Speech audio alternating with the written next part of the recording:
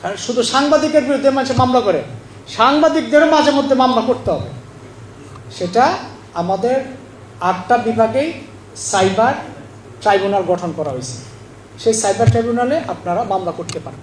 যদি দেখেন আপনাকে নিয়ে ফেক আইডি দিয়া বা কোনো কিছু দিয়ে আপনাকে সামাজিকভাবে হেয় প্রতিপন্ন করার চেষ্টা করতেছে বা এআই দিয়ে বানায় যদি চেষ্টা করে, তখন আপনারা ওইগুলোর স্ক্রিনশট নিয়ে আপনারা যোগাযোগ করে মামলা করে দেবেন। কারণ ওদেরকেও আতঙ্কে রাখতে হবে। এর বাইরে আমাদের সবাইকে সুসংগঠিত সংগঠন, পৃথিবীর মধ্যে কোনো দেশেই সাংবাদিক সংগঠন নাই। আমেরিকা এখন সবাই কিন্তু এককভাবেই চলে, কিন্তু আমাদের দেশে প্রয়োজন হয়। কারণ শয়তানের দলগুলো অনেক বড় হয়, একা থাকলেই তো মনে করেন সর্বনাশ, তারে পাইলে সাইজ করবে, হাই না ধরে বুঝবে। আমাদের যে এখানে মাসুদ ভাই সাংবাদিক, ওনার পর কেন হইল? উনি একক ছিল বলে, ঠিক কিনা?